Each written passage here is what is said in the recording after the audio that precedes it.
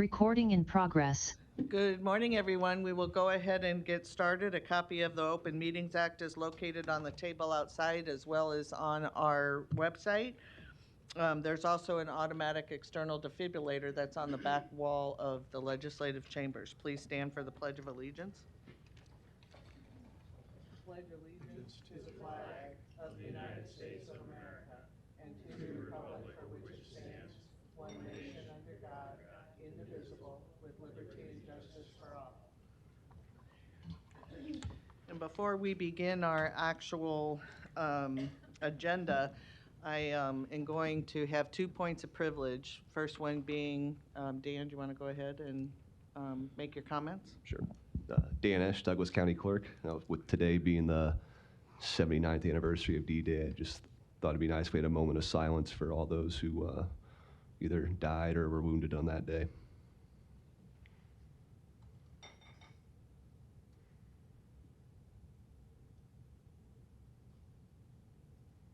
Thank you, Dan. Yep.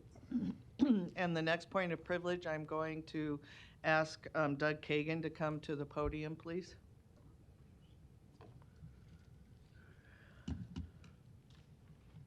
And if you guys could just state your name for us, please. Yes. Doug Kagan, D-O-U-G-K-A-G-A-N. I represent Nebraska Taxpayers for Freedom. Good morning. Why don't you let them give their name too, please? Oh, this is Liz Abel. Yeah. Dennis Schleiss. Thank you. Good morning. Our Nebraska Taxpayers for Freedom organization has several main objectives to monitor and control government taxation, spending, and regulation. It is much easier to accomplish these goals if we have the cooperation of elected and non-elected public officials. It helps our projects to a great degree if we have access to pertinent government financial documents like budgets, spreadsheets, and other financial statements. Today, NTF would like to show our appreciation to one county official who we believe continually has gone beyond his professional responsibilities and obligations to cooperate with our taxpayer group by not only meeting with us, but also by making available to us county financial documents that allow us to scrutinize and analyze Douglas County finances and budgeting.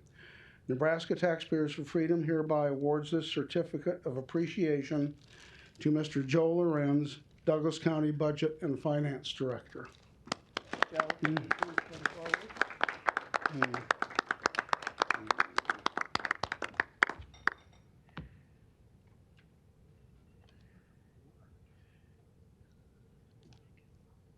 very much. Now, somebody would like to take I'll have Marcos take all of our pictures. Huh? Yeah. Everybody?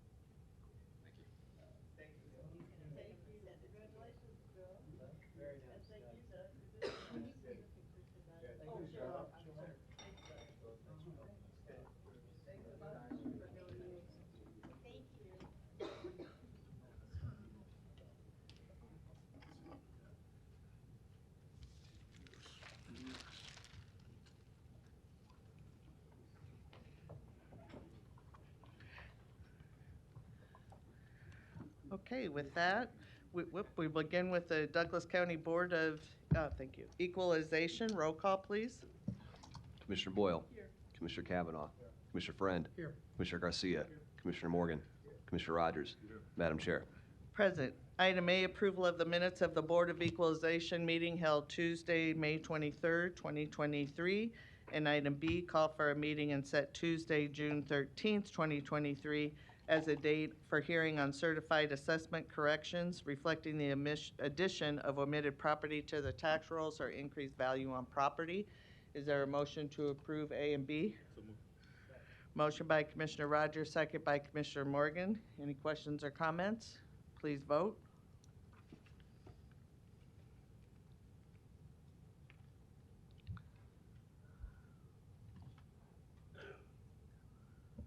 Motion passes 7-0. Next are citizen comments for the Board of Equalization. Is there anyone in the chamber wishing to speak to the Board of Equalization about an item not on the agenda?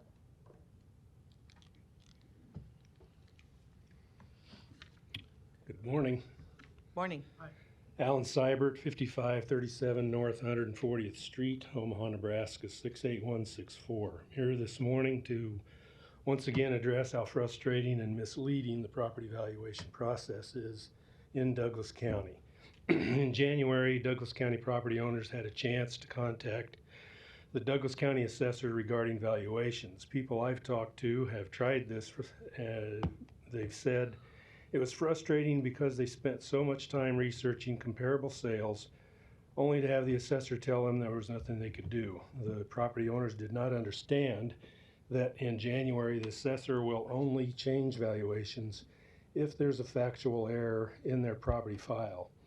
Examples of these errors would be wrong number of bathrooms or wrong number of garages. Very few property owners would benefit from this part of the process. This month, Douglas County property owners are able to file valuation protests with the Douglas County Board of Equalization. Few of the people I talked to knew the details of how to properly develop and present a protest on their own. Most knew you needed to gather information on comparable sales, but most had no idea how to use that information to determine a value by adjusting sales prices because of the different amenities. So they would be left with having to obtain an appraisal. I recently appealed one of our valuations by using a professional appraiser, which cost us $700. I was told by most appraisals would cost between $500 and $700. Currently, our mill levy is 2.24121%. With that mill levy, if someone pays $500 for an appraisal, they'd have to get a valuation reduction of over $22,300 to pay for that appraisal. Even if they did, they probably wouldn't have time to do it this year. We had to wait 2 months for our appraisal. You may say property owners still have a chance in August to file an appeal with Nebraska's Tax Equalization Review Commission. I did that for our 2021 valuation. I filed the appeal in August 2021 and had to wait until January 2023 for the hearing. That was 1 year and 5 months. It's now June and I still haven't received a decision. 5 months after the hearing and 1 year and 10 months after I filed the appeal. This part of the process is not reasonable either. So it falls on the Board of Equalization to do as much as you can to provide relief for the property owners of Douglas County that have been burdened with a process that's not fair and is not equitable. I have explained to you previously the errors in the process and how to fix some of them. Today I'm going to tell you what I found the Nebraska Supreme Court said in Westgate Recreation Association versus Papio Missouri River Natural Resources District. Generally, reproduction cost may be used only in rare cases where there is a lack of comparable sales. This has been repeated in other cases before the court. Reproduction cost and construction cost are the same, and as I've shown previously, the Douglas County Assessor uses construction cost when doing mass appraisals. So when an appeal comes before the BOE for an individual property, and that appeal includes comparable sales data, the BOE must reject the assessor's valuation and set a new valuation based on comparable sales.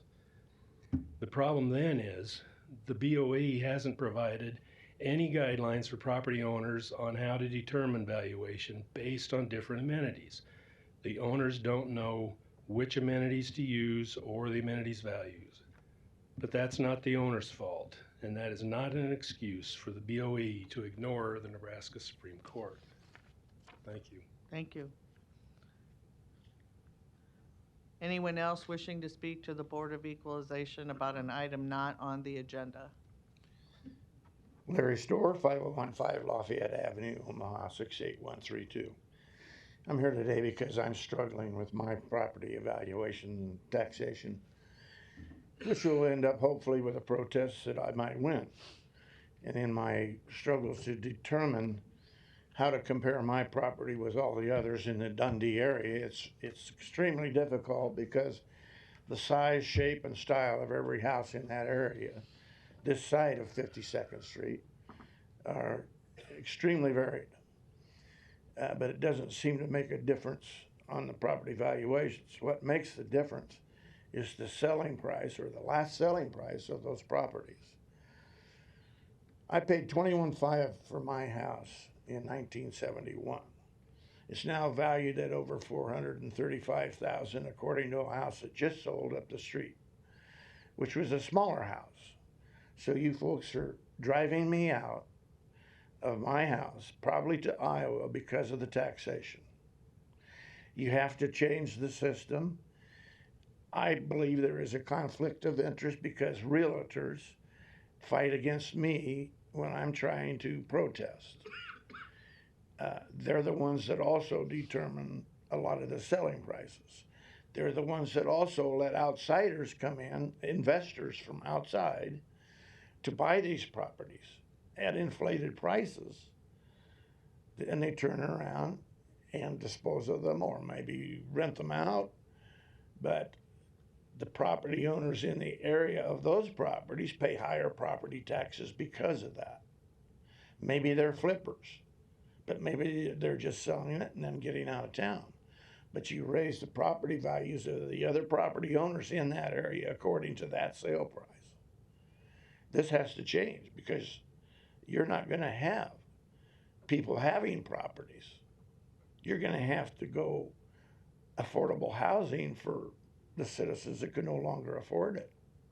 Not all of us can qualify for a 100% homestead exemption.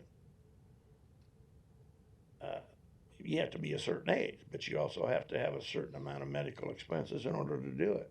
That's another thing that needs to get changed. So it needs a reevaluation. And I suppose you're getting close to re-election time, reappointment of officers. This needs to be considered. Who you appoint or elect is sometimes up to us. But the things that you decide on and the procedures that you decide on are not up to us. However, they're supposed to be in accordance with what we, the people, instruct you on. You work for us. We don't work for you.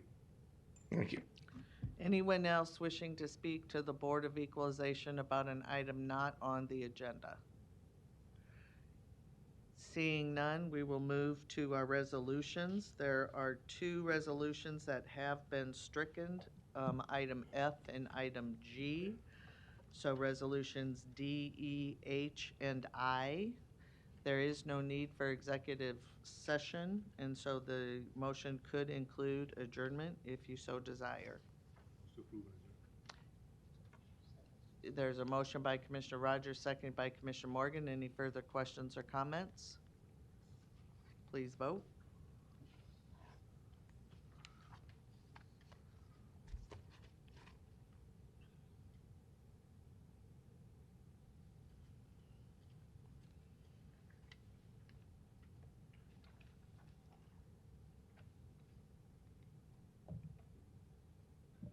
Motion passes 7-0.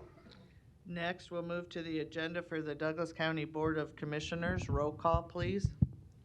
Commissioner Boyle. Here. Commissioner Kavanaugh. Here. Commissioner Friend. Here.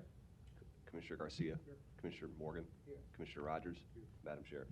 Present. Item A, approval of the minutes of the Board of Commissioners meeting held Tuesday, May 23rd, 2023. And item B, approval of claims submitted for payment processed through Tuesday, June 6, 2023. Is there a motion to approve A and B? Second. Motion by Commissioner Rogers, second by Commissioner Morgan. Any questions or comments? Please vote.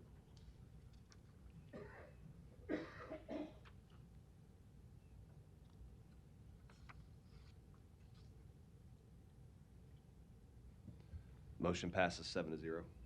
Next, we'll move to our consent agenda, items A through J. Is there a motion to approve? There's a motion and a second. Motion by Commissioner Rogers, second by Commissioner Morgan. Commissioner Kavanaugh? I just have a question for the record on item E. Resolution authorizing a permanent budget transfer in the amount of $50,000 to the Grants and Projects Administration Organization from the Administrative Offices Organization. Mr. Lorenz, you're on this. If you could, for the record, just outline what this permanent transfer of $50,000 is.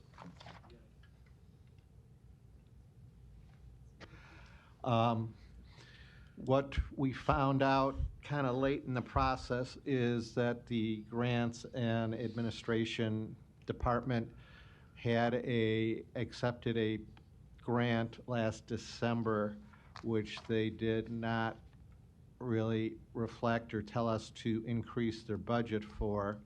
So they received the money and they were spending the money against it. And then as we got very late in the process, actually too late to be included in the budget supplement, we found out that they had been distributing the funds without having their budget increase, so they didn't have enough money to make their payroll through the end of the fiscal year. Although there's a revenue offset for it, wasn't reflected in the budget. And so this $50,000 just funds them so they can make their last two payrolls. And I'll let Kim Habakati add anything if she'd like to on that.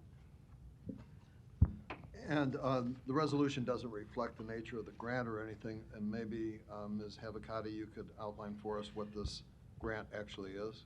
Sure. This was a federal grant that was received from OJJDP. We got approval from OJJDP on our budget in February, March. We then did a contract before the board approving that OJJDP grant. Funds were paid out of it.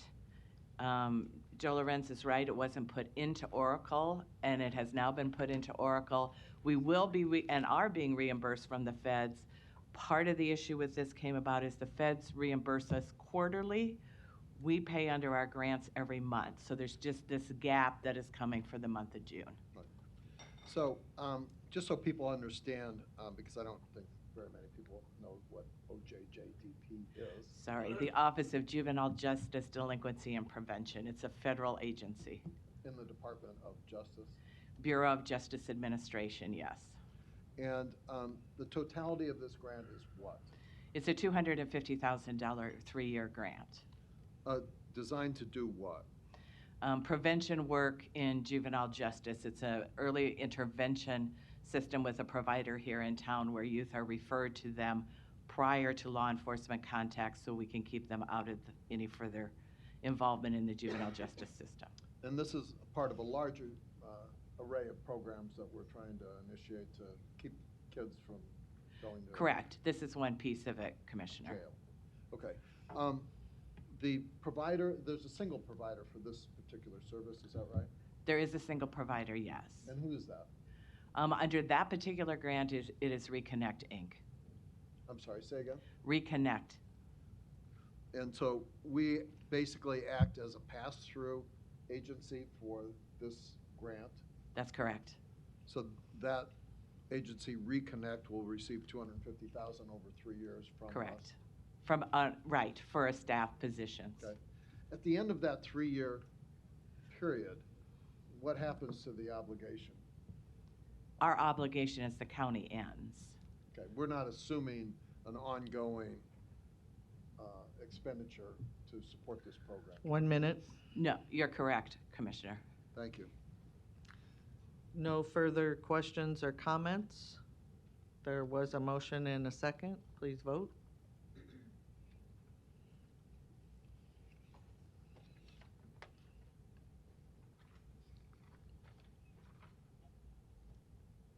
Motion passes 7-0.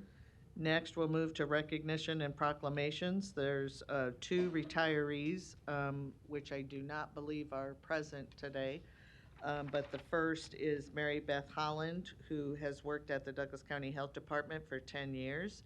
And the second is Keena Watson DeBerry, who worked for the Douglas County Health Department for 26 years. Again, they aren't present today, but we do wish them a happy retirement and thank them for their service to Douglas County and to the citizens of Douglas County. Is there a motion to approve A and B? Motion by Commissioner Rogers, second by Commissioner Boyle. Any questions or comments? Please vote.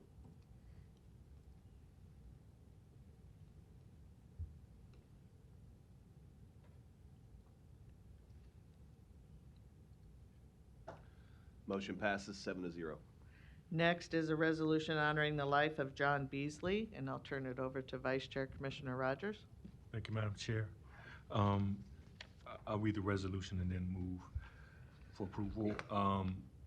Whereas John Beasley was born on June 26, 1943 in Omaha, Nebraska, the first of 5 sons born to Grace Virginia Triplett and John Wilford Beasley, and whereas inspired in childhood by his uncle David Triplett to tell stories and entertain, John excelled at Omaha's Tech High School in speech and theater. And whereas after high school he served in the Army where he traveled the world, John returned to Omaha and married Judy Gardner, his wife for 58 years, with whom he shares 2 sons, grandchildren, and great-grandchildren. And whereas John did work as a television producer, longshoreman, and post-town Firebird football player in Philadelphia, then upon returning to Nebraska, he worked many jobs, including machine operator, and jitney driver at Valmont, and janitor and clerk at Union Pacific. While he always pursued his love of acting, he spent years honing his craft at UNO on a football scholarship he earned as a walk-on and in local and regional projects until his family life was in the right place for him to pursue acting full-time. And whereas spreading his wings into Hollywood while keeping his roots firmly planted in Omaha, John Beasley made an impressive name for himself on both the small and large screens, with over 70 credits on his resume, working with other giants in that industry and earning the respect and love of his peers. And whereas John Beasley, through his art, his activism, his parenting, and his values, has represented his family, his community, his city, his state, and his country with honor, with style, with determination, and with the grace that makes us proud to call him a friend, a neighbor, and in the words of his son Michael, a hero. And whereas John Beasley suddenly passed away on May 30th, 2023 in Omaha, Nebraska, just before he was scheduled to begin rehearsals of his first Broadway play, a lifelong dream, but was called to perform on a larger scale. And we all are poor for having lost him. Now therefore be resolved by this Board of County Commissioners of Douglas County, Nebraska, that this board hereby expresses its sincerest condolence to the family of John Beasley on his recent passing after an extraordinary life. And I move to approve. Second. There is a motion and a second by Commissioner Rogers, second by Commissioner Morgan. Any questions or comments? I think the resolution said it all for all of us, so thank you. It was very nice. And if I can say, Madam Chair, I want to thank Kobe Borg for her help on this over the last couple of days. Okay. Please vote.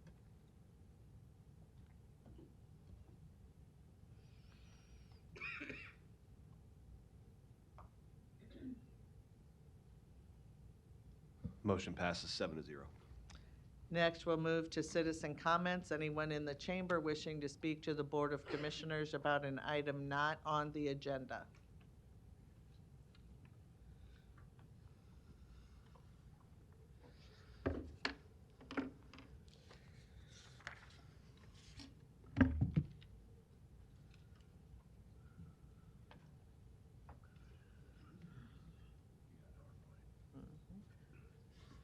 Luis Jimenez, 2709 Dewey Avenue. Good morning, Commissioners. Morning. There is a item later on in the meeting, but I may not be here. But Sorry. this document doesn't relate to that Okay. you're getting. So that's why I chose to talk about this document that I created.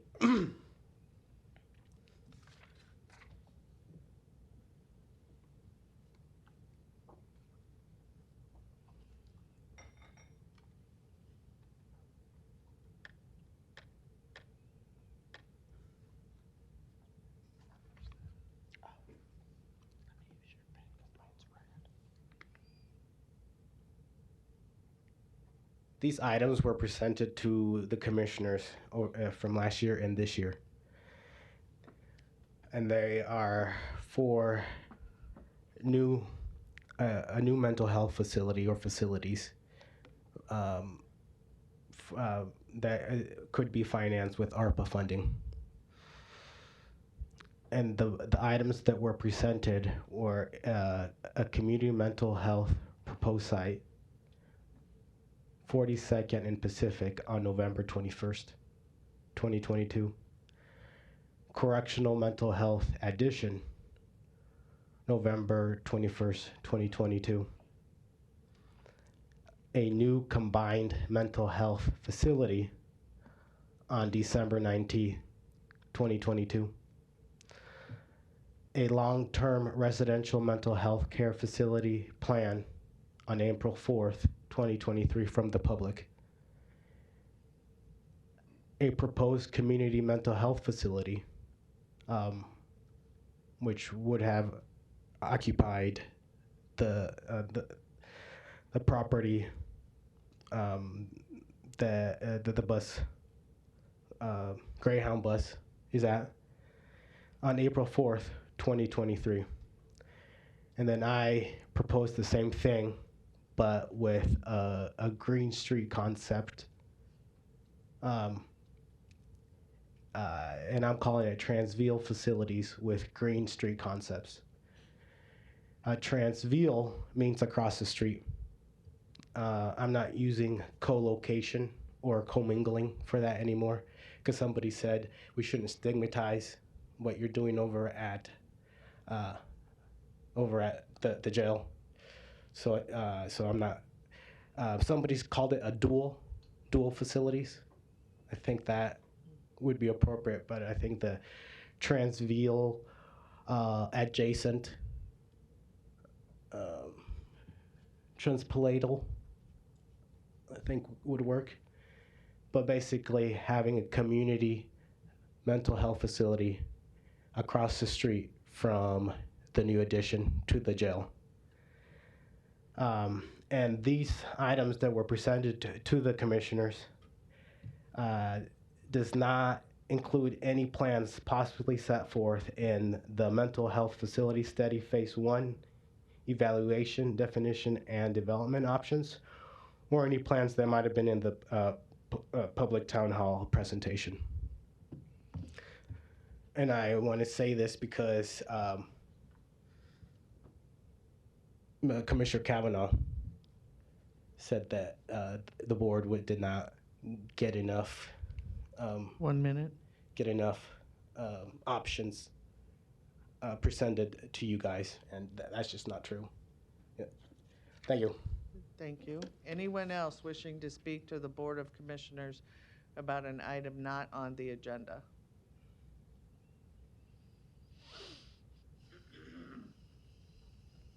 Good morning. Morning. Larry Storr, 5015 Lafayette Avenue, Omaha, 68132. On this anniversary of D-Day, 1944, I was rather surprised we didn't have some sort of a comment about that. We all swore allegiance to the flag again today, and in that allegiance we mention one nation under God. We need to talk about what God we're talking about, because in today's America, there's all kinds of things saying freedom of religion this, freedom of religion that. But we are a nation founded on Christian principles. And all of our oaths of office that you folks take, you swear to defend, protect the Constitution of the United States. Not to give credence and credibility or recognition to other religions that don't accept Christ. Because if you do, Christ doesn't necessarily have to recognize you. That is the sovereign power of Jesus Christ our Lord. Now, to move on, I might request an additional minute or two. And others have been granted that, so shake your head, but I would expect it as a citizen petitioning. In the context with our nation's history, from the Mayflower to the founding of our government, we came up with a unique compound constitutional republic and its constitution. Not a democracy, that a lot of people use that word all the time, including some of you folks. We are not a democracy. Founding fathers explained why we are not. The citizens of this country are finally getting their backs up. And we can kind of hear the rustle of the rail posts and the tar and feathers and the tar getting stirred up for another resetting of our Constitution. Not a revolution, but a push for amendments to change, alter, replace, and reinstitute government that will do its job representing we the people. That includes state and local governments, ladies and gentlemen. The Declaration of Independence makes no sense if you say that it excludes we the people. Can't be. Can't have one without the other. So the process of amending the Constitution, by implication of the Founding Fathers, includes our ability to petition the government ourselves, independently of Congress or the state legislatures, which already have the power in Article 5. By implication, our country met in interstate conventions to form our country, form our Constitution, our first Continental Congress. So you cannot exclude us from that process. By implication, we can file our own petition and not be subservient to a state legislature, which, by the way, appears to be out of control here in the state of Nebraska. Therefore, we, the citizens, will be petitioning on our own to the state government for a convention, but also to the federal government to fix the things that are wrong with the existing Constitution. Not their founding fathers never said anything about another revolution or another constitutional convention. That is why they put Article 5 in there. All right, sum up before I get shut down. I have a number of articles to presentate. 30 seconds more, maybe. I sent you all an email last week. I'm giving you a copy of it again today. Today is my 80th birthday. I was born a year before D-Day. And I'm proud to say that I recognize all those that gave the full measure, even though we did not today. The elections are a big problem in this country, and the citizens are saying, we want answers. We don't think that was a fair election, and we want our government to find out what happened. We want votes counted by us, citizens, not by machines that can be fixed. It's quite evident to the majority of citizens that are paying attention that it was a stolen election, and we want to hold you all accountable. We want to debate here in these chambers involving all those. Thank you, Larry. Okay. May I have Thank you. Nope. just thank enough you. time? All right. Thank All you. of these documents Thank are you. about your usurpation of the government, Thank you, Larry. of our rules, your rules. Thank you, Larry. Happy birthday. to And you. you need to elect new leadership. Next, is there anyone else wishing to speak to the Board of Commissioners expect to about see an that printed in item the not record, on the okay? agenda? Thank you. Seeing none, we will move to public hearings. The public hearing for Class D 125598 license, a beer, wine, and distilled spirits off-sale only for TNP Retail, LLC DBA World Liquor at 15601 Whiting Circle, Suite 145 to 155 in Omaha, 68007. The application for a Mr. Patel of 321 North 68th Street in Omaha. This is the public hearing. Is there anyone here wishing to speak for or against this application? Madam Chairman, Stephen Ranum from Croker Huck Law Firm, 2120 South 72nd Street. I'm just here on behalf of the applicant, Mr. Patel, who is also here today to answer any questions you may have. Okay. Any questions? Seeing none, I will close the public hearing. What is the will of the board? Motion by Commissioner Friend, second by Commissioner Morgan. Please vote.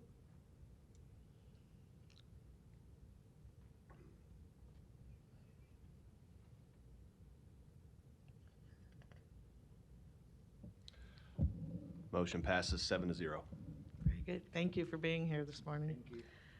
Item B, provide additional budget dollars for salary adjustment account for approved wage increases, increased budgets for employee benefits, county attorney, and the Eastern Nebraska Human Services Agency. Provide additional budget dollars for the budget increases with revenue offsets for the Community Mental Health Center Fund and the Sheriff's Office. This amount is $2,284,382. This is a non-budgeted item, and we have our Chief Financial Officer here to run through this supplemental budget presentation. Good morning. Good morning, Commissioners. What we're here for, as you know, how the fiscal process works, we usually do 2 budget supplements over the course of the year. We'll do the major mid-year adjustment in the February-March timeframe. And here in late May, early June, we do a smaller budget supplement, and this is just a supplement that just gets us across the finish line, which is June 30th for the fiscal year. So these are supplements that we have to do so that people will remain liquid till the end of the month. So, Mr. Lorenz, could you identify yourself for the record, please? Joe Lorenz, County Finance Director. Okay. So the first piece is transfer for salary adjustments, and this is where we transfer budget dollars appropriated for salary and hourly wage increases and back pay. And there's one here that actually we didn't catch and put into the amended budget for this year when we did the first supplement in March, and that's a 911 communications. There was a contract settlement for them that we did several months ago that was fairly significant, and so in order to get their funding for the last couple payrolls, we're going to increase their budget in the general fund by $298,274, and that amount would require, there's $28,000 remaining in the salary adjustment account, so we have to add an appropriation of $270,000 to the salary adjustment fund from the general fund reserve. So that's the first piece. Then there are some unfunded budget adjustments that we have to do. And the first one, the largest, is the employee fringe benefits. And this is adding to that account $500,000. That's driven by increases in Social Security and pension expenses due to the premium pay program. Social Security and Medicare is about 7.2%, and the pension expense is 8.5%. So you add those up, it's about 16%. And we keep fund those in a separate org for the whole general fund. And so when we did that $3.5 million premium pay program, these are essentially payroll taxes, and so we have to add that amount to the fringe benefit account to get us to the end of the year. The second one is $150,000 for the county attorney that they requested due to an increase in the number and cost of required autopsies. I think Don Klein was here recently for his budget and talked about the autopsies and how expensive they are, and that we have to do a fair amount of them. And then finally, there's just a small increase to the Region 6, which $3,157,000. Earlier in the year, there was an increase in their allocation, and we have to pay a certain percentage of all the money that goes to Region 6. So that $3,157 is just a minor adjustment to give to Region 6 to keep us compliant with the state statutes on that. And finally, there's some funded adjustments. The Community Mental Health Center Fund had a significant increase in pharmacy costs this year, primarily driven by the higher costs of psychotropic medications. But these medications, while they're expensive, are reimbursed at 85% of cost by Medicaid. So, well, we have to increase the budget by $1.3 million to reflect the increase in pharmacy costs, which is cross-charged by the health center. The great majority of that is being offset by an increase in revenue due to the Medicaid payment. And then the sheriff came in with some late grant funded expenditures in the amount of $61,225. So you had these two funded pieces which have revenue offsets, and it's $1,361,225.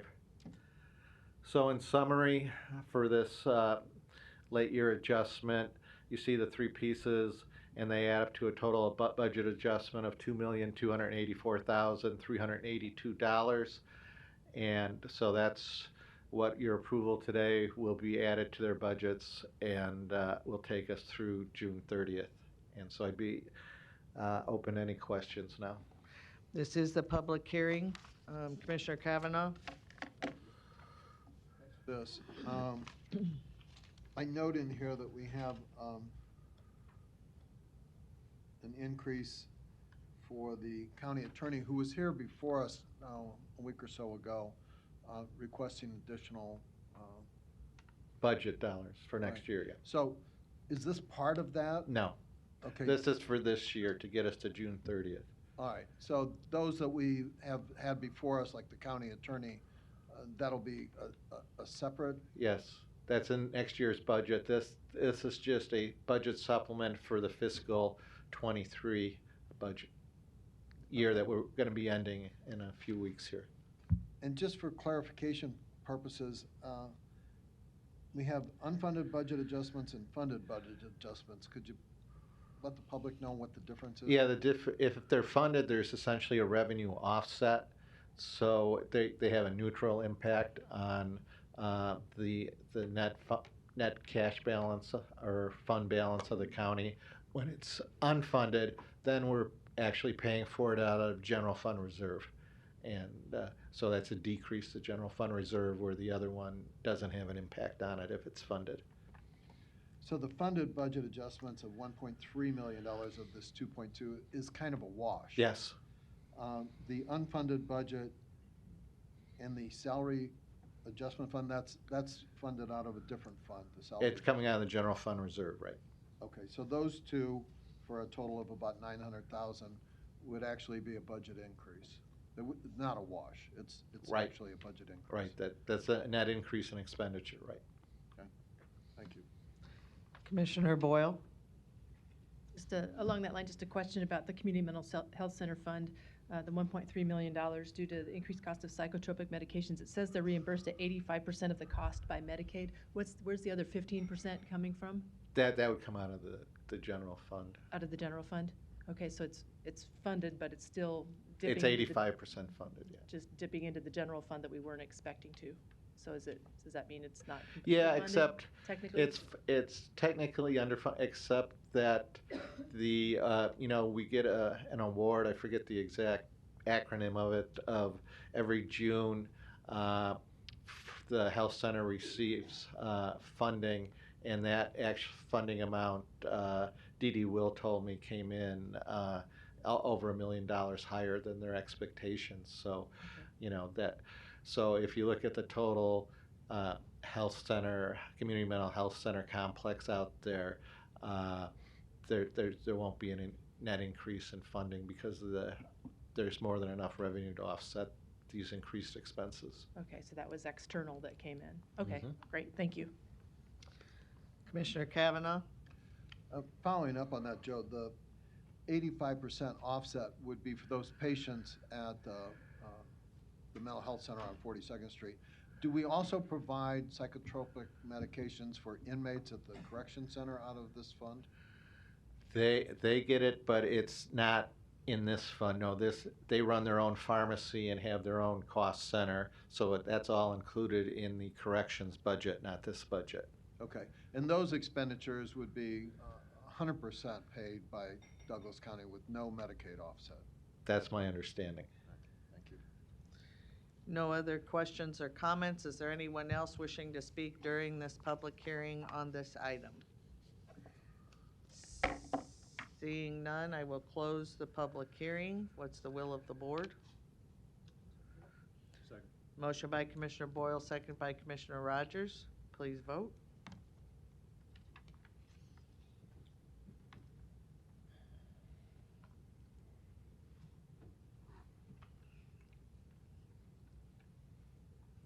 Motion passes 7-0. Thank you. Thank you, Joe. Next, we have a public hearing for the public hearing for vacation of Hayden Street, 117th Street between State Street and 120th Street to public comments with action to be taken Tuesday, June 13th, 2023. And with us today is our county engineer, Todd Fitzer, and Dan Kudelak. Okay. Well, let's see, I gotta go backwards a little bit. There you go. Good morning, Commissioners. Dan Morning. Kudelak, Douglas County Engineer's Office. Todd Fitzer is also here with me to make sure I don't say anything I shouldn't be saying. Also to represent Westwood Solutions is Brad Wickerland. He's with HDR and he'll be here to answer any other questions you may have on this matter. This has been quite an interesting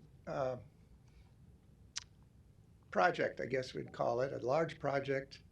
Westwood Solutions petitioned Douglas County back in November, along with all the other adjoining property owners along Hayden Street, to vacate it. There are about 5 different property owners, the Logamans, the Haydens, some other commercial properties. And we've had numerous discussions with over the Zoom concept with Westwood Solutions and the engineers that represent them for the last 5 or 6 months, if not longer, discussing this project. We have come to terms, I would say, with Westwood Solutions, and we're here today for the public hearing. We have followed the statutory requirements insofar as publicizing this public hearing for 3 consecutive weeks in the Daily Record. We have also sent out certified letters to all the adjoining properties and abutting properties, so if make sure they were aware of this meeting. I did get some calls from them, and they are aware of it. And actually, they may be watching this on our website. So, but anyway, for the record, I want to just kind of walk us through how we got here. November 22nd, actually, is when we received the petition from Westwood Solutions and the other abutting property owners. We also received more than the 10 required petitioners that are electors, rather, and we verified to the Election Commission that they were actually registered voters and live within 10 miles of this location. So those 2 steps were accomplished back in November. On December 20th, 2022, the county board authorized us to do this study and report, which is required in the statutes also. On April 4th, since this particular property is within the 3-mile limit of the city of Omaha, it is required by law that the zoning jurisdiction, in this case the city of Omaha, has to recommend one way or another whether they agree with this concept. The planning board, the planning department, public works department reviewed this at length, had questions about it, and on April 4th, I believe it was, 2023, they recommended for this to move forward. Had no objections to it, but they did have some stipulations in regard to vacating this road to Westwood. It required certain stipulations, which were, bear with me here, I got a lot of paperwork. coordinate, stipulation one was to coordinate with Douglas County to enter into and ensure that there were no orphan parcels created by this vacation. And what that means is landlocked parcels, if it's vacated, there cannot be any orphan, they call it, parcels. So they're working on that as we speak, buying property so they have control over 100% of this area when it's all said and done. Enter into an agreement with Douglas County for the improvement of 120th Street between State Street. Well, listen, I can kind of between State Street and so I don't know if you can see this cursor. This is State Street, and this is Hayden Street up here. But to build 120th Street between there to replace the vacated Hayden Street and 117th Street is another stipulation. And also coordinate with the existing utilities that are located in Hayden Street and 117th Street, which there are about 5 or 6, by the way, and either have them relocated to 120th Street or make arrangements for that when 120th Street is constructed, or abandon it or remove it. And that is in the process, and we've seen some of that paperwork that's been going on for the last few weeks in regard to the utilities, which are, of course, are critical. And the completion of 120th Street as defined in the stipulation as far as entering into an agreement. And we have had some discussion with Westwood in regard to that. And the cost of it is approximately $3 to $4 million. It's a large project. And the county right now does not have the money to do that type of a project. So we'll work with them to see what their schedule is and come up with what's fair for Douglas County and Westwood in regard to paying for that improvement. There may be nothing, it may be something, but we have agreed to buy the right-of-way, which is not insignificant. Right-of-way anymore is quite expensive. In regard to that, we did have an appraisal done on the vacating area of Hayden and 117th. It's about 3.9 acres, and the commercial appraiser that we hired valued that at $155,000, and Westwood has agreed to pay for that. We felt that was not unfair in this particular case. There's a benefit for them to get this road vacated so that they can make a contiguous parcel of ground is what they're trying to come up with for their site. I think when it's all said and done, there's going to be somewhere between 350 and 400 acres of property that they have control over, and will be building their complex on that. So we have come to the conclusion, the county engineer, that we have no objections to this, and we would support it with those stipulations that I just ticked off for you. So with that, I would Brad is here to answer any of your questions, if you have any in regard to what's going on out there from their perspective. But one other just kind of interesting sidebar, this road was petitioned to be opened back in 1881 by a handful of people that petitioned the county board in 81 to open it up and vacate an old territorial road, they called it, which was basically a horse trail that meandered through this part of Douglas County. So they vacated that old road and opened up on the section lines, 120th Street, the quarter section line over to 114th Street, I believe it was, and over the years it's kind of changed its location, and you can see that Hayden Street is on kind of a skew angle here. It was originally intended to go, if you can see this, I don't know if you can see this, but that's where it was originally petitioned to be open. And the reason for that is the Chicago Northwestern Railroad came through here, and they relocated Hayden Street to avoid building a bridge, we speculate, that would have been required on a cut section they needed to grade in for their train track elevations, you know, they have to be pretty flat. So that's how Hayden Street ended up in this location. So just a little bit of information. So with that, I just wanted to ask you to consider vacating this road, and we actually, by state law, postponed the actual decision until next Tuesday. Okay, So thank you. thank you, Dan. Commissioner Kavanaugh? Thanks for this. The original horse trail in 1881, that would have been early in your career with Douglas County. I would imagine that No comment.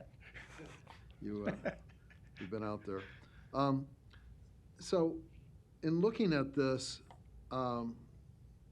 basic vacation and purchase of these acres, a couple of things. Who ends up owning the property? Westwood Solutions would own the county road property. Okay. And they own all the surrounding acreage that you referred to that's going to be included in a single plot? Yes, they're in the process of buying it, yes. Okay. And do you know if there's development plans for this, or what are they going to do with the 300 to 400 acres that you mentioned? Well, what I know is, yes, there will be commercial development, data centers.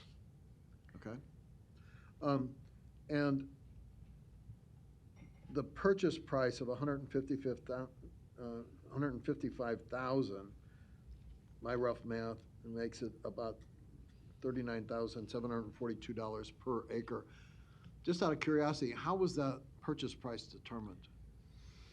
Well, they look for what they call comparables, I believe. They go around in that vicinity of the county and look up by public record what property has been selling for at that time when they did that appraisal. This is back in February, actually, when this appraisal was done. And they take, I think it was about a dozen or 15 actual sales and average it out and come up with the numbers. It was pretty straightforward. And we talked to them about it in detail to see if they were comfortable, because we're aware of properties selling for more than that in some areas, and they felt, yes, their appraisal was correct. And you mentioned some of the, I don't know if you said residents, but property owners along this. Are there actually houses along this stretch of road? Yes, the Hayden family still has a home out there, and I believe they still occupy it. So when the road is vacated, it's not actually ripped up. The road will still exist to their home. Yes, we have an understanding, and it will be written in the resolution if it is approved, that 120th Street has to be open before Hayden Street is closed, you know, to the public.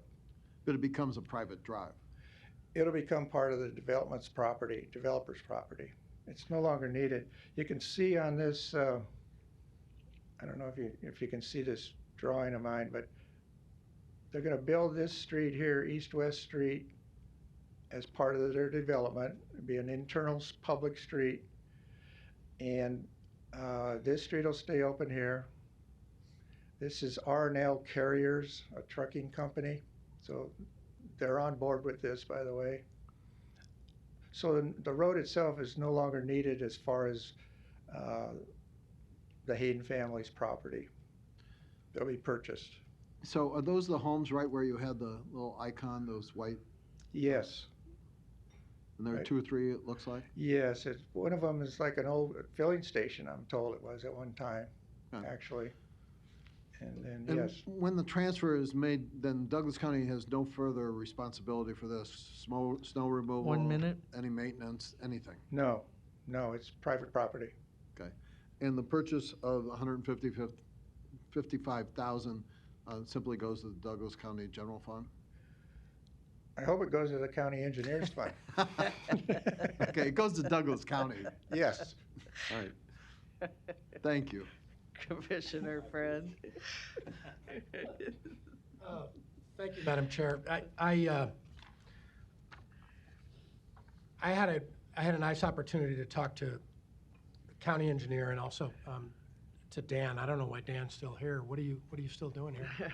And so I understand a little bit about this, and then of course I went up there and drove around. Just some food for thought. We're getting about 200 cars a day going through that Hayden Street. Mm-hmm.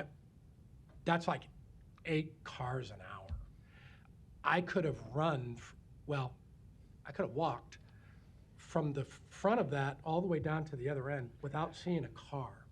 Now, just to let my fellow commissioners know, a data center, when this is done and that street goes away, the traffic on 120th and the traffic on State do not significantly pick up that much. And we all know a little bit about data centers. Go down to Sarpy County and look around. Data centers don't incur a tremendous amount of traffic. There's not 200 employees driving to this particular entity. This is a huge swath of land, and there is a big commercial commitment to this. The biggest question that I would have, Dan, is I get calls once a week about State Street and when they're going to open the thing back up, and then it opens up and then it closes again. When 120th, and we did visit about this, when 120th is enhanced, is State Street going to be blocked off again? Refresh my memory. For a short period of time, right? Yes, there's a drainage structure they're going to replace now that school is out, so that'll be coming up pretty quickly. Right, and didn't we talk about, isn't there a ravine that we still have to do work on? Isn't that what we were visiting about? That has to be lifted up on State Street a little bit?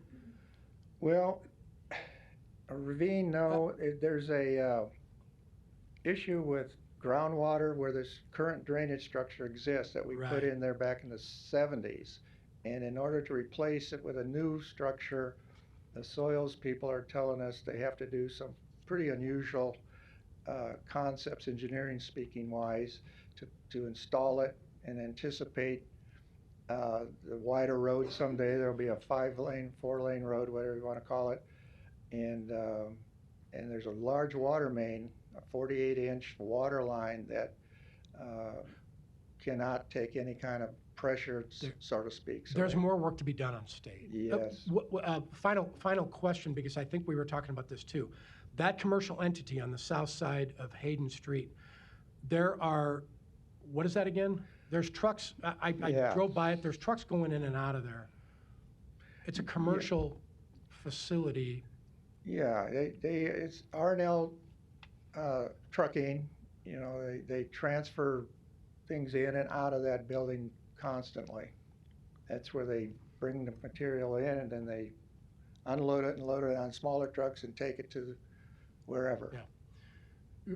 Right, and so Dan, that was my point. I wanted the other commissioners don't take joyrides up on Hayden Street like I did. I'm comfortable with the growth here and the context of what we're actually staring at. This is a huge swath of land, and some. Yeah, it's all it is. What made me feel a little bit better is the idea that there's not going to be 20,000 cars going in north or south in any particular direction based on this development. It's going to be increased, but everybody understands that. So I just wanted to make those comments. Thanks, Dan. Thank you. Commissioner Boyle? Yeah, thanks for this. I think I just need some clarity on the stipulations. I think I would like a better understanding of what the cost to the county is in order to vacate this road, as far as making 120th more quality enough so that it can handle the traffic load, especially if we've got that trucking company right there. It seems like that first part closest to State Street would probably get a lot more truck traffic if the big trucks, if we expand it there. So like I said, my big thing is Westwood going to be paying for part of this, or the Hayden family part of that street, just like we do for subdivisions that are built? Yeah, actually, the R&L carriers participated in the improvement of this road already. That's a 3-lane concrete curb road. Okay. And that was done as part of their responsibility when they moved in a few years ago. It will dead end here and be able to go east and west from that's 117th Street. So they've already done their part as far as the improvement that is needed for their particular impact on the road system. Westwood, again, we have to sit down and negotiate this and come up with an agreement, but from my understanding, it's going to kind of depend on their schedule. If they want to have a data center built on Hayden Street somewhere, a building physically, they want to make sure, number one, that we're in favor of vacating the road. You know, without the vacating of the road, they can't do that. And so this is why we're moving forward to get the vacation approved, hopefully. We'll hang on to the deed until and only until they meet their stipulations. And one of them is getting 120th Street open. And, you know, depending on the timing of the project will dictate what we contribute. We do normally contribute about a third of the cost to the improvement of what we call kind of permanent roads that'll be there for 40 years or something like that. But in this case, if they want to put it in the next 2 or 3 years, we don't have the money. You know, when I'll be here next week to talk about a 1 and 6 year plan, I'll explain that to you. We have a lot of expensive projects that have been in our plan for years, decades, that we're trying to get done. So they understand that. Yeah, I think that's my biggest point. I want to make sure, I approve vacation, that's fine, but I want to make sure we're not locking ourselves into some deal where we're committing money to this project up front. I know those are the stipulations, and if we can't meet their requests to pay for a new road, then I want to make sure they know that we may not be able to meet that request. They know. Yeah, Okay. we've had All right, thanks. a lot of discussion about that, actually. That's always a big item, the fiscal part of it. Yeah, yep. Okay, thank you. Thank you. Commissioner Morgan? Dan, thank you very much. I want to make sure I answer Mike Friend of why you're still doing this. It's because Bill Green's told you to. That's right. For sure. Have you had any opposition that you've heard from people in the area saying, hey, don't be doing this or whatever? Or? No, none. None?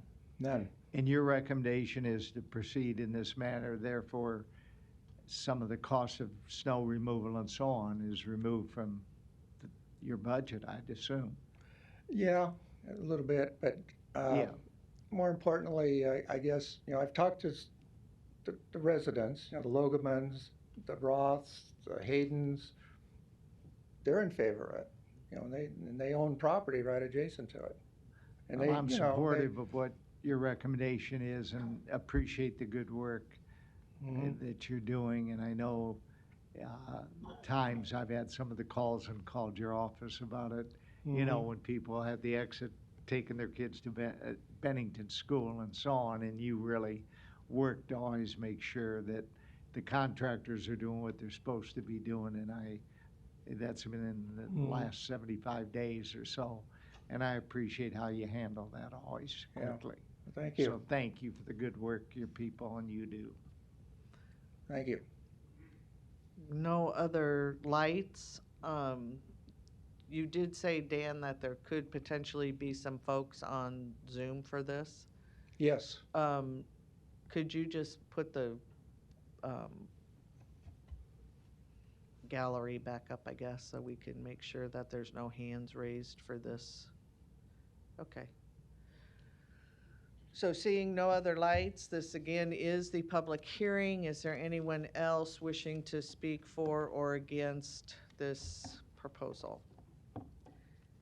Seeing none, I will close the public hearing, but we will take action next Tuesday, June 13th, 2023. Thank you. All right, thank you very much. Madam Chair, do we need to leave it open or doesn't matter. Teresa, your county attorney's office, we need to close this one. The statute specifically says that the board, after the public hearing, the board takes action at their next meeting. So close is better for this one. And then just FYI for next week's vote, the statute also says that it has to be a two-thirds vote of the members of the board, so there'll need to be 5 in agreement. Yep. Okay. Thank you. Thank you, guys. Next, we have a public hearing on Waste Management of Nebraska is the applicant for a special use permit to operate a sanitary landfill in an ag zone. There's a number of parcels here. The address is 13505 North 216th Street in Douglas County, 68007. And Kent Holm, our Environmental Services Director, is here with us today. Good morning. Good morning, Commissioners. Kent Holm, Environmental Services Director. Just to put some context into this, in 1997, the county board authorized a conditional use for the landfill at this location. Same footprint. At that time, the landfill didn't exist. This was pre-construction. You fast forward to today, we have changed our zoning regulations a number of times. And one of the things that we're doing here is really to clean this up. And for a housekeeping standpoint, we are recommending that we move to a special use permit, which is consistent with our current zoning regulations. The same footprint exists, and basically the language is just updated so that it goes from a kind of pre-construction standpoint to a post-construction use landfill utilization standpoint.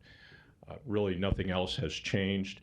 We did change a little bit of the verbiage regarding how we identified the parcels. So we're calling out the parcels individually rather than just having a general kind of legal description. It's a lot easier to follow this way, and I think it just makes it clear for everybody going forward. So Planning Commission did recommend approval of this, and I'm here to answer any questions you may have. We certainly recommend approval. With that, this is the public hearing. Is there anyone wishing to speak for or against this item? Okay, with that, I will close the public hearing. What is the will of the board? Motion by Commissioner Friend, second by Commissioner Rogers. Please vote.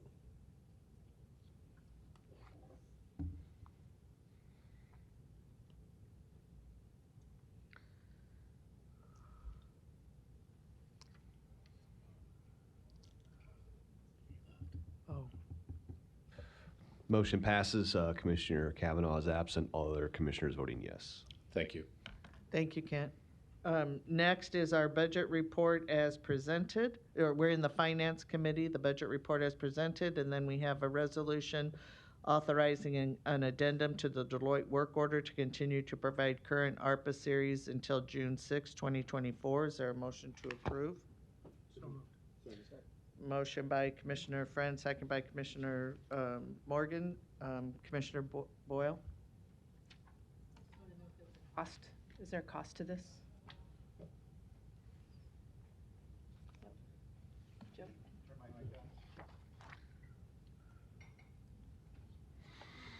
Yeah, at this point, there's no cost. This is just an extension. When we set this up a while ago, we put $250,000 we allocated, and there's still $90,000 left. So this provision is just extending the period with no additional cost. Great, thank you. Okay, there is a motion and a second. Please vote. I'm sorry, I have a quick question on this. Oh, your light's not on. There it is. Commissioner Kavanaugh? Sorry. This Deloitte contract was set up some time ago. And at that time, I mean, they came in and modestly said it would be a couple $100,000, whatever. Anyhow, I saw this because I was against the contract initially. And so I ran some numbers on what we paid these guys since we set it up. And you can go back and see it's better part of $2 million. And that would have paid for a lot of in-house talent to do exactly what they have done and you can see the different fees that they've charged us, some of them pretty substantial.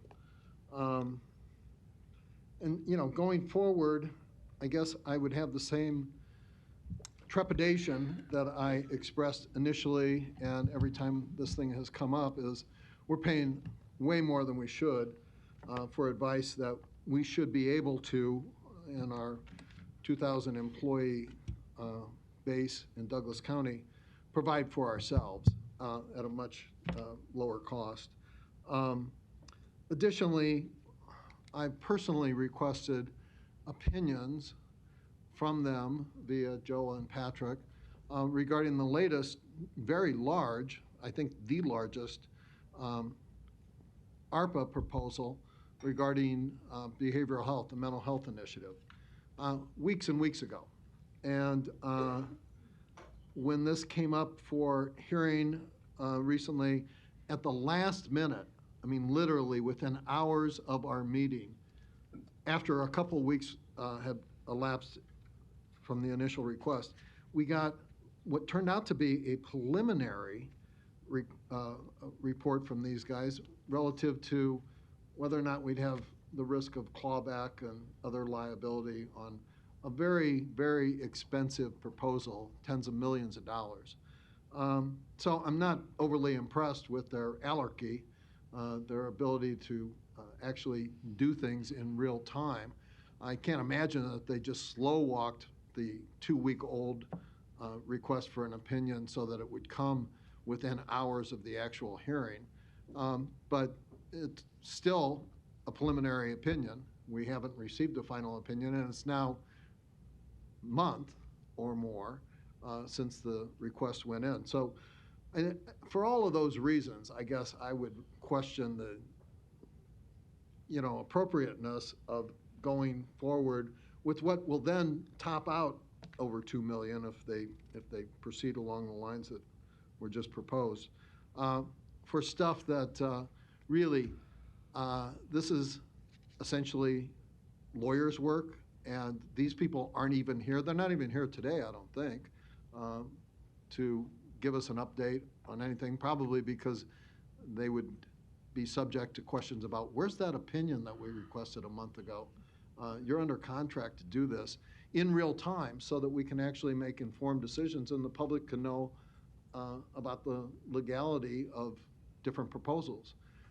So for all of those reasons, I guess on behalf of the taxpayers of Douglas County, I would say we should not continue down this road. We should find a better way to get solid legal opinions in less than a month on proposals that involve tens of millions of dollars of potential liability for Douglas County. So I'm going to be voting against this. I have circulated to you 1 minute. the list of what are listed as professional fees that I secured from the county records, which show fees over $250,000 in one case for God knows what, but not apparently fees that can provide us with a proposal review that involves, in this case, it was about $50-60 million. So look at that, and I don't know if you have the same concerns that I do, but I'm certainly not inclined to reward this type of performance by continuing them on the professional fees gravy train that they've been enjoying for the last couple of years. Commissioner Friend. Thank you, Madam Chair. And Commissioner Kavanaugh has made a salient point I don't totally agree with. I would say, I would argue that this is a public-private partnership. As a matter of fact, I think I'm on record. I actually disparaged Deloitte the last time we talked about this. They're probably still mad at me if they were watching. It wasn't my first choice either, but I would argue that this ship has sailed. It's gone. It is out of the port. if the decision was made, and we made the decision as a board, that we would have that in place in order to try to prevent the type of clawback that we could run into, I would argue that I don't know, and I love our county employees, but I don't know if Douglas County has the capability or the wherewithal or the people that Commissioner Kavanaugh says are in place to actually handle what we just did. And let me give you an example. We handed out approximately $55 million of ARPA money. None of it's been clawed back. None. Now, again, I'm not a representative of Deloitte, and like I said, I disparaged them on this mic. I said, I didn't want these guys around. But the fact of the matter is, it's a public-private partnership that's actually worked.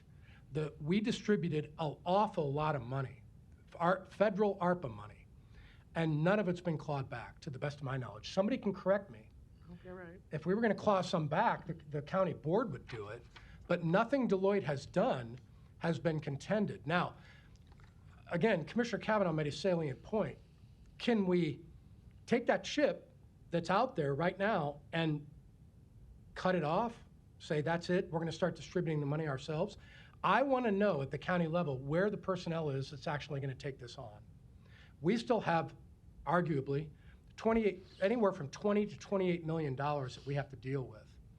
And I don't know. I'd talk to Patrick, Joe, anybody else that would, Teresa, anybody else that would inject their opinion about what type of personnel we have in place that can do what Deloitte actually did, or another entity that would equate to a public-private partnership. That's my argument. It's not necessarily to say that he's wrong. It's to say that this game is almost over. There's nothing we can do about it. Now, I would love to shut him off, but I don't think it's wise at this point. I don't agree that we've received bad information. Like I said, none of it's been clawed back. Well,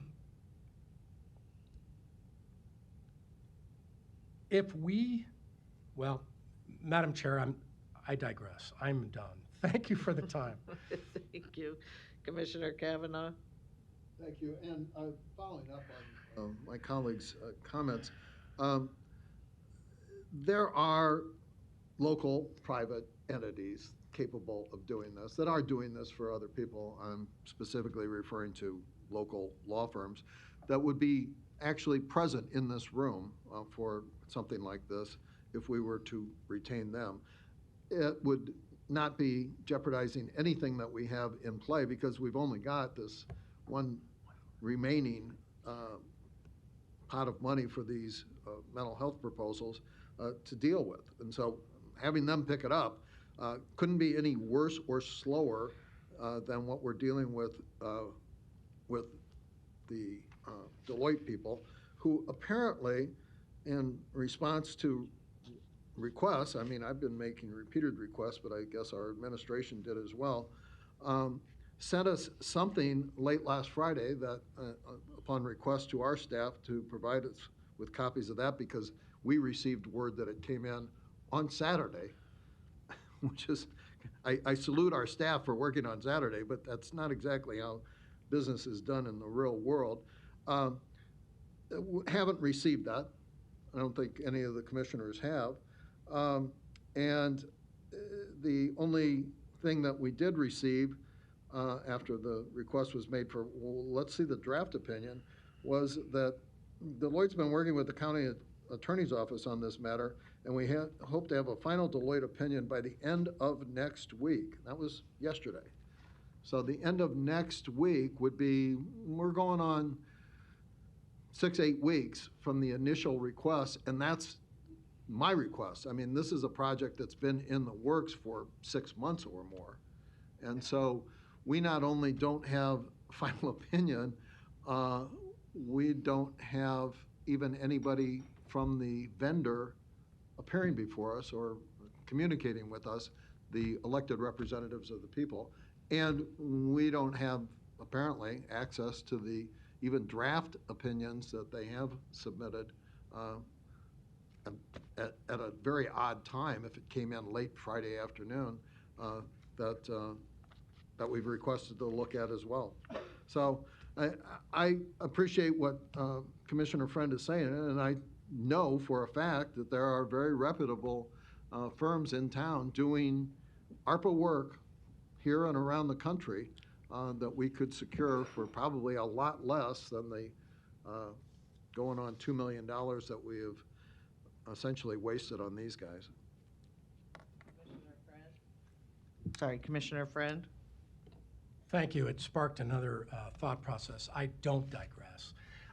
If we're assuming, real quick, if we're assuming that everything would be A, better, based on a local hiring and more effective information, or B, cheaper, I don't know that I concur. I mean, it could be investigated, but again, we're talking about something that's, if the train's left the station, to use a different analogy, then I think we're in a weird spot. To the best of my knowledge, if I hired Klein Williams right now, if I was a corporate leader and I hired Klein Williams right now, not to give them a free advertisement, but if I did, and then I went to Kutek Rock, which is about the largest law firm that I could think of around here, along with Gross Welch and some others. If I compared and contrasted, those partners and those corporate partners are going to itemize at similar rates. Klein Williams isn't going to say, oh, by the way, they may a little bit, they might say, we're local. I mean, help us. All of our attorneys are from Creighton and UNL. You're helping our local economy. Yeah, but guess what? Those attorneys are going to get paid at similar rates that Kutek's are. They're not giving us a deal. They're going to say, this is the county, they have deep pockets, let's get them. Klein Williams would want that, and they would charge similar rates that Kutek would. Those corporate partners would not allow anything less. Their work is not less valuable than Kutek's.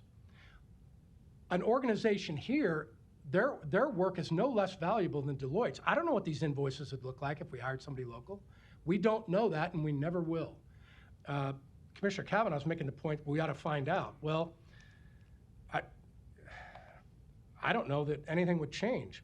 I don't believe a reputable firm is going to come in and give us a ton of relief. I would say then, under these circumstances, let's hold them accountable. Just say, look, we've got work to do. What are you guys giving us? And if we run into situations going forward, particularly in regard to community mental health, where we envision some sort of clawback coming, we know who to go to. What happened? I'm satisfied with that. Thank you, Madam Chair. With that, just one correction, the opinion should be here at the end of this week, not next week. But we do have a motion and a second. No further comments. Please vote.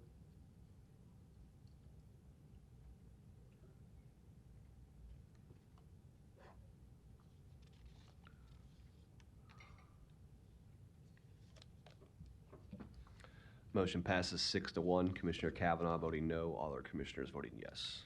Next, we will move to our human resources. The first item is the weekly personnel report as presented from Civil Service. And next is our legislative issues, which we have one item where our lobbyist, Mr. Sean Kelly and Julia Pluckert, will come forward and give us a review of our 108th legislative session. Good morning. Good morning, Madam Chair. Douglas County Board of Commissioners, Sean Kelly, Kelly Pluckert, 2804 South 87th Avenue. Appearing this morning to give you an overview of the 108th legislative session, first session. So as always, when I'm here, it's over. So that's the best news I can share. Legislature adjourned June 1st at 4:30 sine die, which was the 88th legislative day out of 90. They adjourned 2 days early. I think all the senators and staff were eager to go. Most bills that they wanted to pass were passed, and Governor Pillen promised not to veto any. So they did adjourn 2 days early. So certainly a very unusual session. The one theme that made it so unusual was the session-long filibuster. So Nobody that I know of, and Speaker Arch noted the same. It was extremely unusual. So hopefully they'll get the train back on the tracks when they reconvene in January. But despite that session-long filibuster, a lot was able to get done, just in a different fashion. So, the start of the session, you may recall, over 820 legislative bills were introduced, which is an extremely high volume, and only 32 substantive bills actually passed this session. But what is misleading about that number is that over 200 bills were in those 32 bills. So I did provide, and Julie and I tracked this really closely throughout the session, once we saw this was the new way of doing business, a bill tracker that is titled in your packet, Approved Legislative Bills. So that should be an easier way for everyone to see what exactly was passed this session. One other theme I would note is Governor Pillen had a very successful first year as governor with his legislative agenda. A lot of big items, initiatives that were put forth by the administration were passed this legislative session. From Douglas County's perspective, this board passed 16 resolutions supporting or opposing legislative bills. 13 of those were to support, 3 were to oppose. Fortunately, the 3 bills that this board opposed did not advance out of committee. Of the 13 bills, 5 actually did pass amongst the legislative bills passed. Fortunately, 2 of those bills that were actually introduced at Douglas County's request were passed. That was LB 337, which makes it easier for the corrections facility to review mental health records, which is a small change in statute, but I think a really big impact for that population. And then secondly, LB 570, which would allow the Douglas County Health Department to adopt the opioid overdose review fatality team. So those bills both took a very odd journey. LB 570 was added very late, going back from final reading to select file to be the 25th bill added into LB 227 on, I believe, about the 86th legislative day. So never give up, I suppose. And then LB 337, which was a bill that I just noted, came out of Health and Human Services Committee on 7-0 vote, but nonetheless was axed out of a couple different packages, and then we found a new ride from the Judiciary Committee priority bill. So, and that passed, of course, on the 88th day. So that's a recap of the legislative bills. As always, the interim studies, another large volume this year, 137 resolutions were introduced. We're tracking all of those. A couple items on juvenile justice, which I think specifically with respect to rates and facilities, one by McDonald, one by Vargas, by Senator McDonald, Senator Vargas, that we should keep a close eye on. I know everybody wants a break from the legislative session, so I don't think senators will be too eager to start those anytime soon. So that is a recap. We are happy to take any questions that you may have. And one last final note, thank you to the commissioners and staff for all the support. A lot of last second need information, and Marcos is always available to get us the information we need at odd hours, so we appreciate it. Thank you. Commissioner Friend? Thank you, Madam Chair. Sean, can you tell me, and we're coming up on, we're all getting our property valuations and assessments in the mail now. Somebody asked me the other day, mine went up 23%. They go, are you gonna protest that? I said, no, I'm not. Do I think it was high? I don't know. Never mind. The point is, we're in the next month or so, we're going to be getting interesting questions about the valuation process and the assessment process. And I'm not here to say or ask you what it should look like in Douglas County. I'm wondering what it should look like based on what the legislature is going to do in all 93 counties. So is there any legislation sitting on general file right now, and I should have done my homework, but that would limit the amount of assessment in a particular year?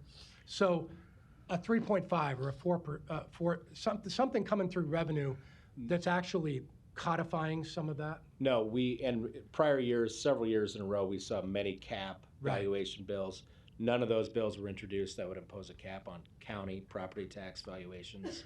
One bill did pass, however, for school districts, 3%. They were calling it a soft cap because the board could override that 3%, I believe, to go up to 5%. And then also there's an option for a vote of the people as well. So, Right. but to answer your question, no, Okay. there's not. So we go into a 60-day session, there's nothing out there.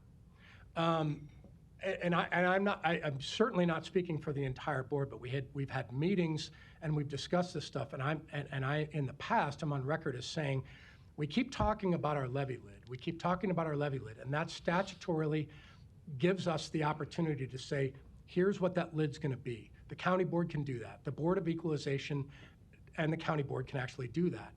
What I'm wondering is, and I'm not asking you to opine on this, Sean, but if we're not going to do it in a 60-day session, this thing's just going to continue.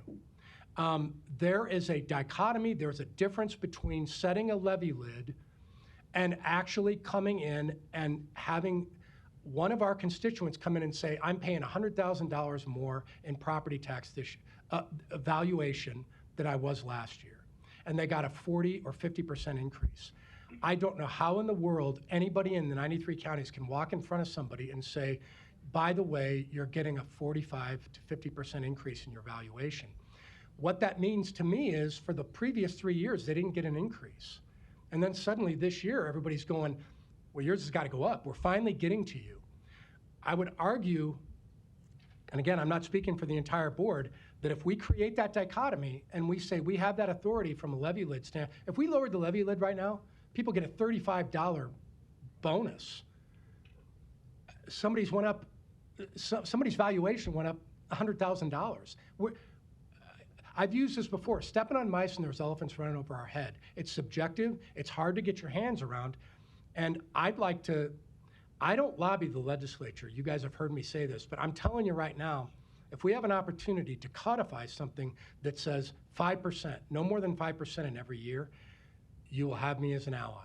I believe that there is a division of labor and it's causing all kinds of subjectivity. So, Sean, we'll talk about it later, but don't be surprised if I come to you and say a year and a half from now, I'll have to do some lobbying, I guess. 1 minute. I think we've got a huge problem.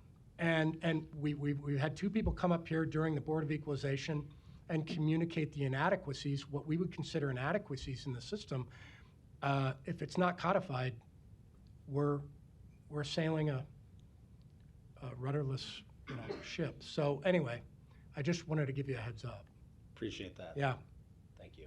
Thank you, Madam Chair. Thank you. Commissioner Morgan? Well, first, I want to thank you, Sean and Julie, for the good job you do in most challenging times. I don't envy you at all.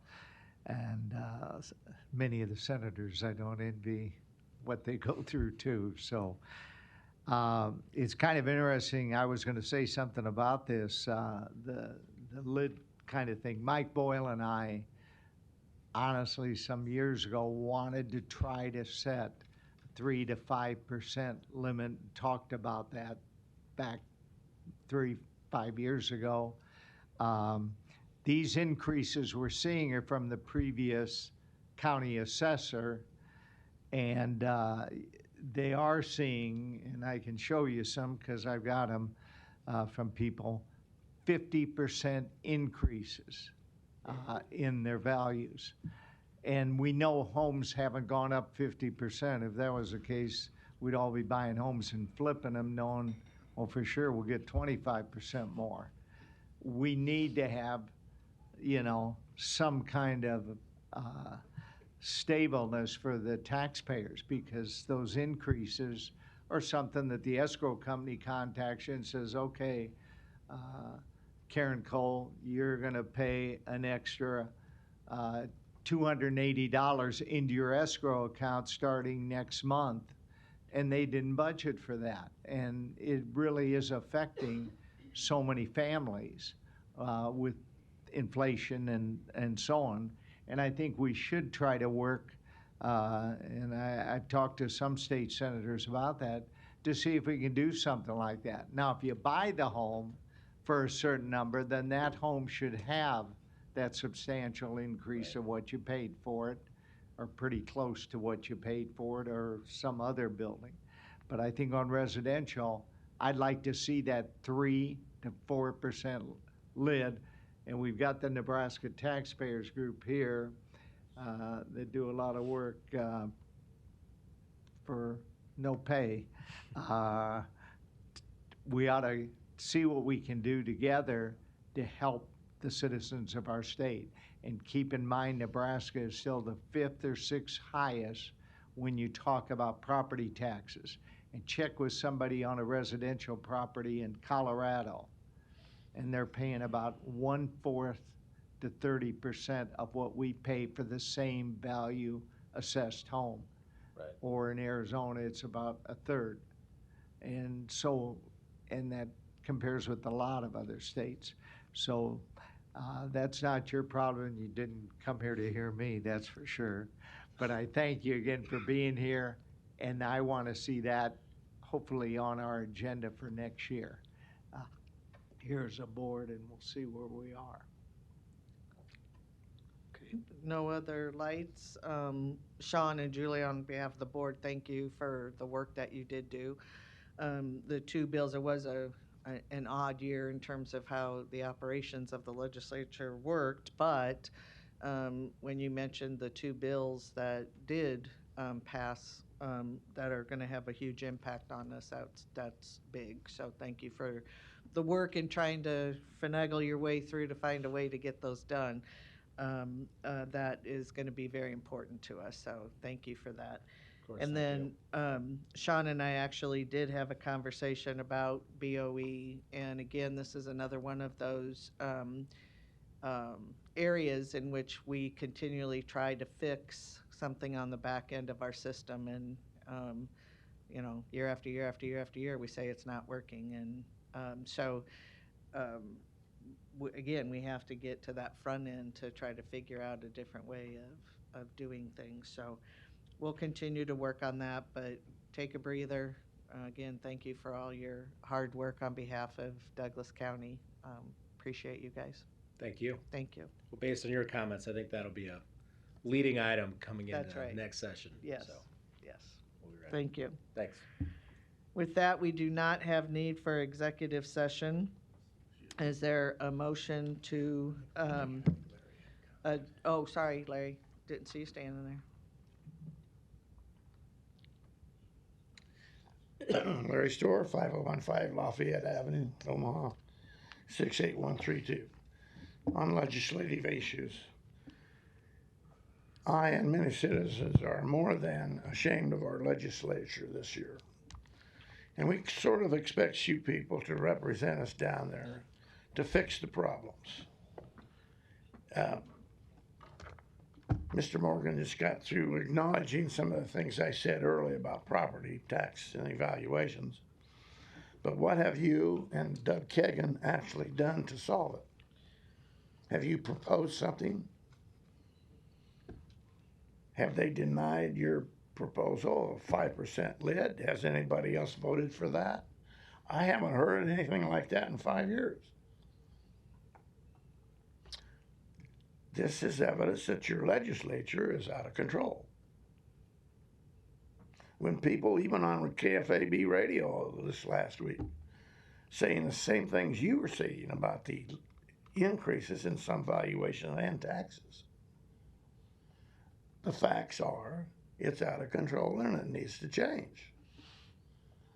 It's no wonder that Nebraska is not for everybody. I had a conversation last night with a gentleman who left Colorado for here. He probably was one of those that left New York for Colorado and then decided to get out of there. I lived in Colorado for about 7 years. And I agree with him. It's full Marxist. It's full socialism. And we are marching to that here because of your spending. Outside groups are controlling our legislature. Outside groups are controlling this body with their best practices. Spend for this, spend for that. Provide for everybody. And it's busting the bank, ladies and gentlemen. It has to stop. All right, Commissioner Morgan? I have, as I stated earlier, visited with some of the state senators about that lid several years ago and recently this year on that matter. And I don't think outside groups are really affecting our legislature. I think they try to do a good job and listen to the people and the taxpayers. So that's all I wanted to say. Thank you. No other lights or comments? We do not, oh, sorry. Good morning. Alan Seibert, 5537 North 140th Street, Omaha, Nebraska, 68164. Commissioner Friend had made a comment about valuation increases, that if someone received a 40% increase, that he would suspect that they probably hadn't received an increase in a few years. 2 years ago, my valuation went up 40%. Last year it went up 10. This year it went up 30. There were a period of times since we've lived in the house that our valuation didn't change for 4 years. I can't stress enough, I don't know how to stress enough anymore, that one of the biggest problems is that the assessor is using cost of construction to value properties. It's easy to prove that. I think some people I think a lot of people are skeptical about the truth of that. But it's real easy to prove, and anybody that wants to can prove it. I had sent out an email, excuse me, previously on what the legislature could do to make a significant change, an easy change in this process. I haven't heard any feedback from anybody, and I've sent that to members of this board, the city council, several of the state legislators, the governor. I haven't heard any feedback. I really didn't expect any, because being in session, everybody wants to concentrate on the bills that they've currently got on their agenda. So, thank you. If I could I ask you to resend that email, please? Sure. To the board here. I hope I can resend that. I'll go back and Our search my email- email too, but I just, The if email you we have have it. at home changed, and Oh, okay. Cox did something with their server. Oh, okay. I'll just go back and see if I I'm can pretty search sure it. I've got it on a Word document, though. Okay, thank you. Appreciate that. Okay, so, well, you've spoke 2 times, so, yeah. Anyone else wishing to speak? All right, again, we do not have need for executive session. We do need to go back into Board of Equalization once we adjourn the county board, and just for an item to revote. So with that, do we have a motion to adjourn out of the county board and go back into Board of Equalization? Motion by Commissioner Rogers, second by Commissioner Boyle. Please vote. Just to be clear, this serves as adjournment and as reconvening. And reconvening Okay, Board of great. Equalization.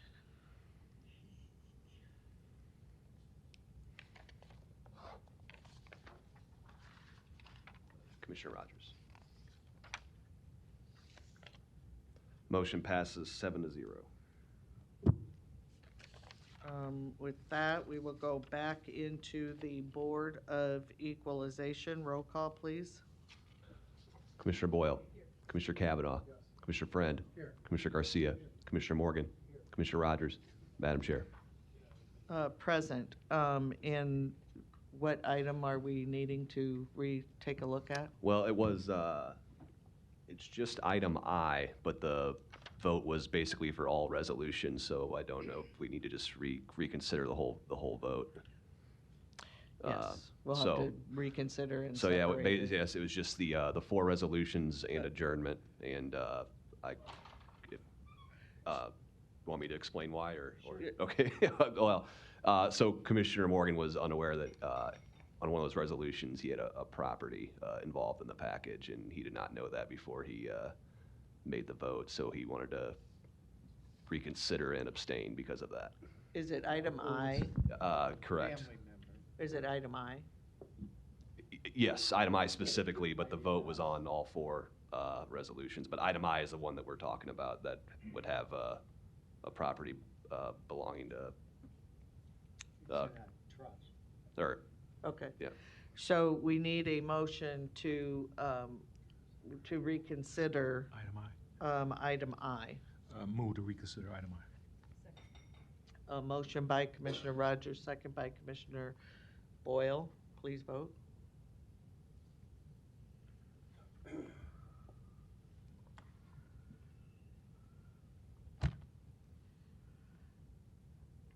Motion passes 7-0. And now we will reconsider item I, approval of changes in value for overvalued or undervalued property pursuant to Nebraska statute 771315 and 771504. Is there a motion to approve and adjourn? So move.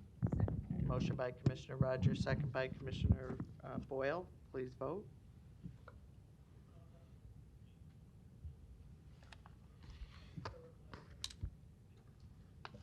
Motion passes. Commissioner Morgan abstaining, all other commissioners voting yes, and we are adjourned. Be sure, because I've learned this from Teresa. Hold on a second. Milford, can you get? Stating the reason why I abstained is because it's in a trust for a daughter. I wasn't aware of that situation and didn't know that was taking place. So that's the situation and why I abstained from it. Okay, thank you. All right. We are adjourned.